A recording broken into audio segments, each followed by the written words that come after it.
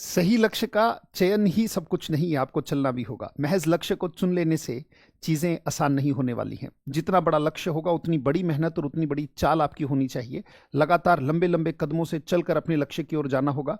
महज बैठकर सोचने से, विचार करने से बात नहीं बनेगी। उन विचारों को कर्मों में कन्वर्ट होना पड़ेगा। उन विचारों को कर्मों से आदत बननी पड़ेगी। आदत से व्यक्तित्व, व्यक्तित्व से चरित्र और चरित्र से मेरे भाग्य तक की यात्रा मुझे करनी होगी।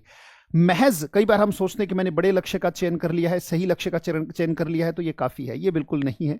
उस लक्ष्य के लिए जब आप मेहनत करते हो, कई बार लक्ष्य का चयन करके व्यक्ति बहुत रिलैक्स हो जाता है कि मैं बिल्कुल सही रास्ते पर हूं। तो आज आपका गुरु, आपका भाई, आपका टीचर, आपका शिक्षक अजय, आज आपकी सीख जो है, भाई इंग्लिश तो हम सीख ही रहे हैं, कुछ अच्छे थॉट्स जिनके बारे में हम आम बोलचाल की भाषा में भी हम इनको इस्तेमाल कर सकते हैं। जो भी मैं सीख लेके आऊंगा ये वो शब्द होंगे कि बड़ी गजब तरीके से आप उसे जीवन में लागू होता पाएंगे और आप उसे आपस में शेयर कर सकते हैं।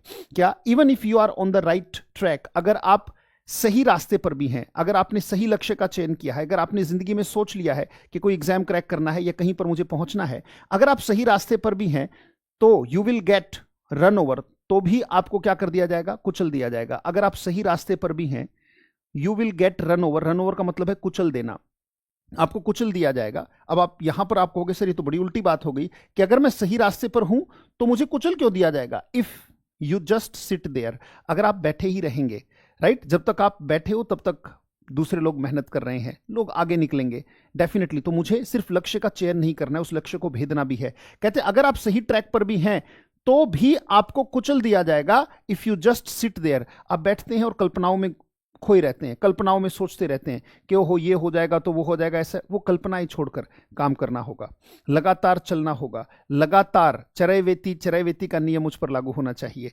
आप हौसला हारकर बैठ नहीं सकते। You can't sit there. जहां पर आप आए हो अपने लक्ष्य की प्राप्ति के लिए, आप सिर्फ बैठ नहीं सकते, क्योंकि आप बहुत सारे लोगों की आशा है। आप अपने घर के परिवार के जितने भी सदस्य हैं उनकी आशा हैं आप वो दिया है जिससे उस घर में रोशनी पहुंचनी है।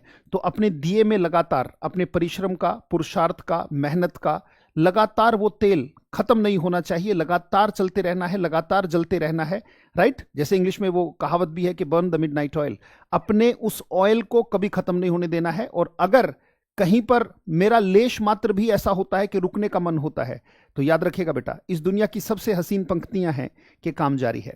इस दुनिया की सबसे हसीन पंक्तियां हैं कि काम जारी है, क्योंकि जो चीज ठहर जाती है वो खत्म हो जाती है।